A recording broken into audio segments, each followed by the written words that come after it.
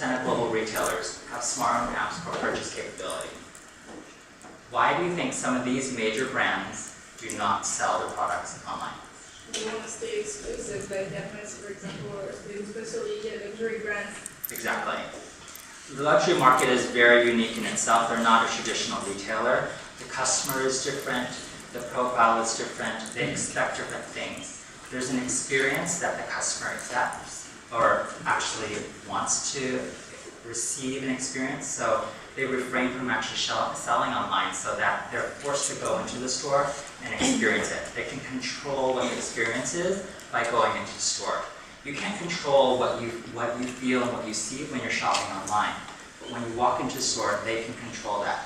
They tell you what the story is, they show you the product, they display it the way it should be displayed, and they give you the experience that the brand should actually be. And that's why they don't go online. And that's primarily the reason. Pre-shopping applications. These two brands have things where, whether there's sales, they're actually pushing information to you through applications, whether it's Instagram or even their own app. Victoria's Secret, if there's a sale going on, they're actually pushing things through Instagram, giving you information on deals and what the prices will be. So they're actually interacting with you in different ways than just through their normal website. Sephora. In the US, if you're walking near a Sephora store and you have their app, it'll tell you, you are near a Sephora store. This deal is going on right now, and that you could actually go in the store and make the purchase. So they're interacting with you when you're even just close by to the store. Personal shopping concierge, Amazon Echo. This is where I spoke to, really the brands are trying to connect with you upon the immediate thought of actually wanting to purchase something. You speak to Echo and you say, oh, I want to buy or I'm looking for this product. You can actually make a purchase through the device and they're actually executing it. They're so close to the thought and conception of a purchase that they will execute it when you think of it. It's no longer, I need to hop onto my phone. Right when you think of it and you're speaking to them, they can actually make the purchase for you. That's how good they are. They've gotten closer to the thought and actually executing the sale then. Autonomous shopping, Whirlpool. This is a brand where they've integrated technology with their washers and dryers, and it will know when your supplies of detergent and all these things are running low, and it'll order it for you automatically when your supplies are at a certain point. You no longer actually even have to purchase them. You'll know when you're running low, and you'll order them and send it to your house. And it's through Amazon. In-store experience. Localized merchandising strategies. Every brand used to shop, or every brand used to actually develop store concepts where it would be the same format all across the globe. Has anyone experienced that? You'll go into one store in New York, and then you fly to Paris, it's the same type of store. How did you feel about that? It doesn't bother me for certain brands, like, I don't know, Superdry, Muji. It's kind of nice to find the same product. So it's comforting, it's familiar, and it was fine for certain brands. So for what brands would you expect differently?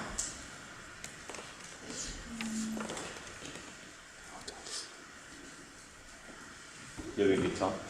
Louis Vuitton. Any kind of higher end brand, you would expect a different experience. So that's where they're treating localized markets differently. You have a new store that's opening in New York for Hermes. They're having a localized marketing strategy. Their product assortment is going to be different. It's a new store in the meatpacking district. Their product is going to be more limited. It's going to have a different feel and a different vibe than the store if you actually walked into the store in San Francisco or walked into the store in Paris. They have a different store experience. And that customer wants that different experience. They don't want to travel all the way from San Francisco, New York to Paris and have the same store that they're walking into. They want to see something different. A new color, a new format, different fixtures, a different story. But the same story that actually represents Hermes. Seamless customer support service, one customer. What do you think that means, one customer, when we've been talking about online and stores?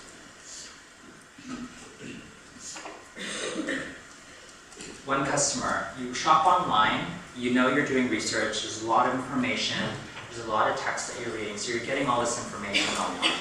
You walk into the store, you ask an associate a question.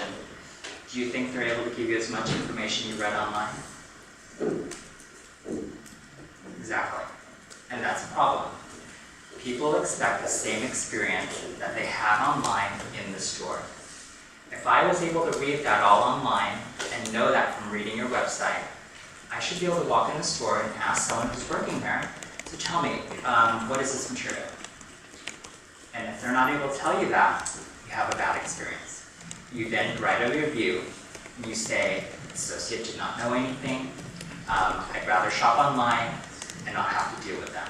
That is the one customer experience. The brands and these companies now have to consider the consumer to be online and also in store. There's no difference anymore. Brands used to consider them two different people. A certain type of person shopped online and a certain type of person shopped in the store. That's no longer the case. It is the same person. So you need to be able to offer the same type of experience online and in store. In-store pickup, seamless integration online. So again, this is the ability to go online, order something or order it on the phone, stop into an actual physical store, pick it up, and then leave. Technology creating a smarter and efficient experience. This is just making sure that, again, with all the other things we discussed, having information available, knowing what stores to actually walk into, making it an efficient, informative experience using technology. Facial scanning, Sephora. This is one thing that I read about is Sephora has actually developed something where you're able to go online, upload your profile, your face, and actually try on things online through colors and things, and know what it should look like before you actually enter the store. This is pre-shopping online. Again, making the experience more efficient. Someone can make all those decisions on their phone and at home, know what products and what colors, walk into a store, say, I want these things, purchase them, and then actually leave. If the app is that good, they've actually eliminated a lot of these steps and actually made the whole shopping experience more efficient. Sorry, but do you think that's a good strategy to adopt for example, for makeup brands or for facial products, because for perfume, because those are the things you kind of need to try on and see how it reacts with your skin. The color is a thing, but then it might react differently on your skin. Exactly, it doesn't work for everything, but they're trying to be innovative and try and find ways to actually interact with the customer. Some customers will play with it. It actually builds a relationship with the brand. So it's connecting with the customer and helping them understand what's available. So you're building a relationship through this interaction. And that's the first step in actually building a brand. Making that connection so they understand you and what your story is about. And that's hard with so many messages coming around when you're walking in stores, walking on the streets. There's all this messaging. It's hard for a brand to captivate your attention. So when they're able to captivate your attention, that's a success in itself. Does anyone know this store?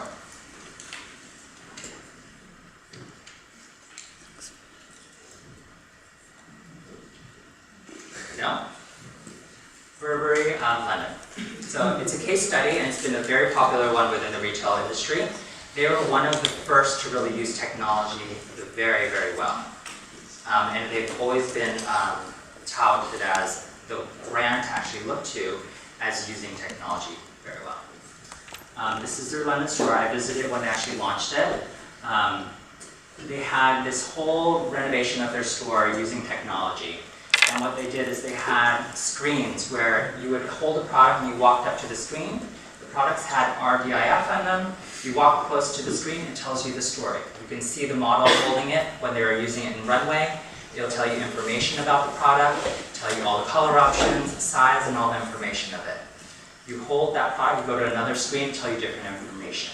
You have all this technology integrated within the store, telling the story of Burberry and getting you excited about the brand. They've used technology so well that it's not in your face, and it actually feels like it feels right. It doesn't feel like it was forced, and you can still have the sense that the product is still the primary focus and not the technology. Full-length screens with auto-visual content, live streaming hubs, RFID tags, which is the coolest part. You hold the product on your screen, it tells you the information, and portable POS systems. You don't actually have to go to a register and make a purchase. They come up to you with an iPad and make a purchase while you're standing there trying on the product. So you don't actually even have to go and actually pay for it. They'll come to you. Balanced approach to integrating technology and product. Art of the Trench. This is one of their campaigns back in 2009, which is quite successful. It was a campaign where people who had a Burberry trench, they could actually upload photos of them wearing it onto Facebook, share photos about their experiences, how they actually would wear it. That campaign alone increased commercial sales 50% year over year, just from that one campaign. And they reached over 1 million Facebook followers. That's really successful by just doing something where you upload a trench coat, a picture of you wearing a trench coat. Burberry Kiss campaign. This was back in 2012, 2013. And I have a little video that I'd like to show you guys.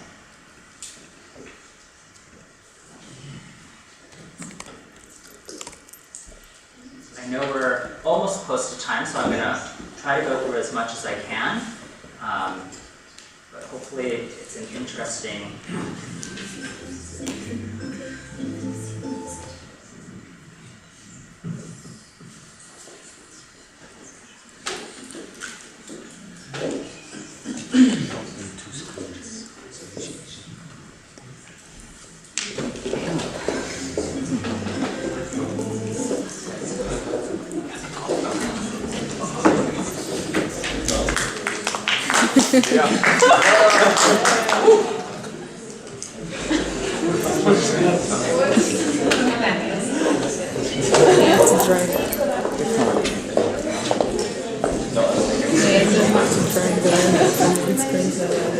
Extend the screen.